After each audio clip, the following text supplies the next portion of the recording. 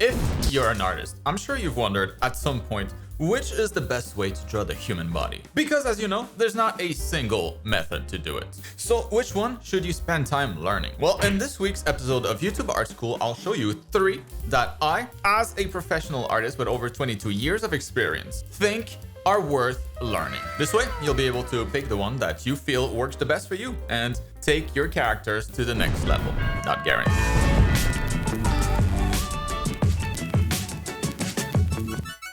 All right, let's get right into it. Class is in session. Pay attention. The first method will be, in my opinion, the one that's best if you're just starting as an artist or, just have a little experience. It's just a 3-minute version of what I teach in my art program in a few hours. So obviously I won't be going into too much detail because, well, I don't have the time, but it should still give you a really good idea if this is for you or not. The reason I find this is best for beginners is because it's made out of the most basic volume you can draw, boxes. So if you can draw a simple box, you're basically all set. You should be able, with some practice, to follow this method. So for the box method, just like all the other methods actually, well, it starts with the head.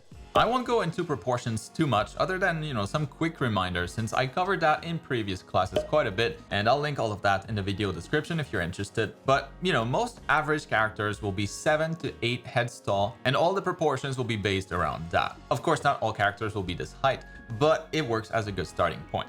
So I can mark a line splitting the height in half, and that's where the legs will begin. Everything else, so like the head, the torso, the pelvis, and the hips will be above that line. All right, now the head will be a rectangle box, about 3 units tall and 2 units wide, approximately. And all of these measurements, are rough guidelines, so feel free to adjust to your liking. For this method, I'll also round out the corners a little bit of my boxes just to make it a little bit more organic. But yeah, with the head in place, the torso and the pelvis will also be boxes, and I just want to make sure that I place them in the upper half section that I marked here. As I said, the torso, just like the head, will be taller than it is wide, and the hips should be an almost perfect box, but you might want to make it a bit wider for female characters. One more thing before moving on to the limbs, but I like to draw the symmetry line on all of these boxes to make it easier to draw the rest of the anatomy in perspective properly. If, let's say, your character is not just standing like a mannequin. In this example here, where the torso is twisted, you can find the center line or the symmetry line by tracing an X from each of the opposite corners, and the intersection marks the center of the face. So that's pretty useful to know where the chest muscles should be, especially since the line that splits the torso box in half horizontally represents the correct-ish position for the pecs. And that symmetry line also helps to position the belly button, the crotch. It's just a good guideline to have. Anyways, now let's move on to the limbs. Here, I'll actually switch to circles for the joints of the shoulders, the elbows, the wrists, the knees, and the ankles, the hips as well. You can see where I place those in relation to the other boxes here. So make sure you do the same. Proportions are important, and it's kind of useful here that they all kind of line up together. And all I'd have to do at this point is just to connect the dots, and we should start to see something that looks a little more like a person. For the hands and the feet, I'll just go back to basic boxes, keeping things really simple. And this is the box method. Of course, you wouldn't just stop here, with our block out done. Now it would be a lot easier to just add a few more details, preferably on a separate layer, so we can just lower the opacity of our kind of box mannequin and complete our drawing. Like I said though, I go into a lot more details when it comes to the human anatomy in my art program that you can get on sale to celebrate reaching 23,000 students last week. You can check the link down in the video description to learn more, read the reviews, and hopefully find answers to all of your questions. The sale will go on until the end of this month only, so don't miss out. It's a huge discount. And I also happen to have a lot of freebies on my QBrush store, just like my free brush set full of my favorite brushes, so make sure you grab that if you haven't already. It also includes my legendary line art brush that I've been using for all of these drawings.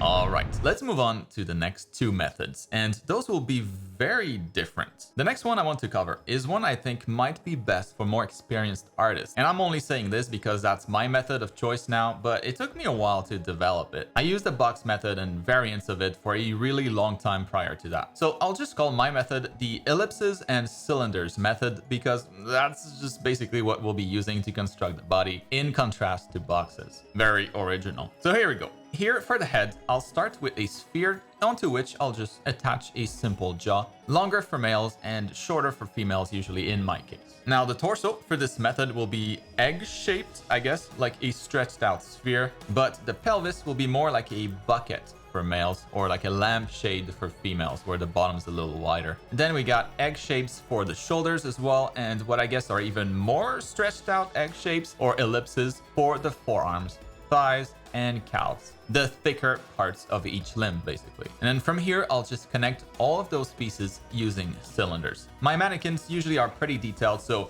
right now it's still missing a lot. I love to add stuff like the indication for where the clavicles are, shaping the rib cage a bit more, adding some details for the knees, and here again a symmetry line going down the center of the body just like in my first method. And I like this method because it gives the right silhouette pretty much right off the bat. The arms and the legs already look full, they look great, so it's easy to just add a few more details for the anatomy and I'm left with a very convincing body. Like I said though, it's definitely more detailed, so that's why I think it's harder to do, but that's my current method right there. All right, now moving on to the last method. I'll call this one the meaty stick man, and as the name implies, I'll be starting from a basic stick figure, kind of. I think this one is good whether you have some or no experience, and I'll personally use it when I'm going for like quicker sketches that don't require too much perspective or foreshortening. So following the same proportion guidelines as before, the base of the drawing will look something like this. I'm thinking more in 2D for this one compared to the other two methods,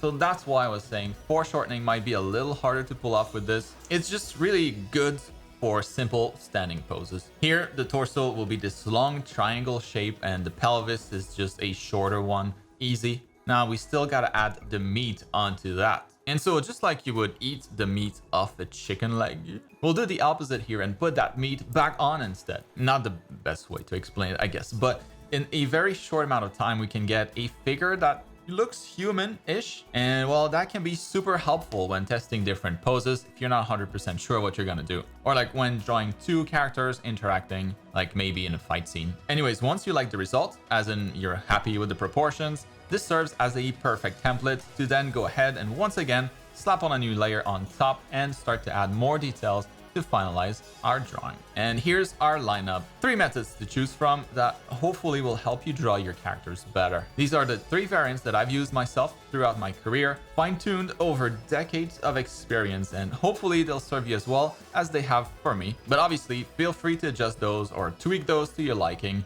or just take some things from it. But I think they're all very solid, so this should make a good template to start from if you haven't been satisfied with your character drawings. And that's gonna be it for this week's class, dear students. So if you appreciated the effort I put into this, as usual, make sure to share the video with others to help me reach more artists. And don't forget to check out the link below for more info on my art project.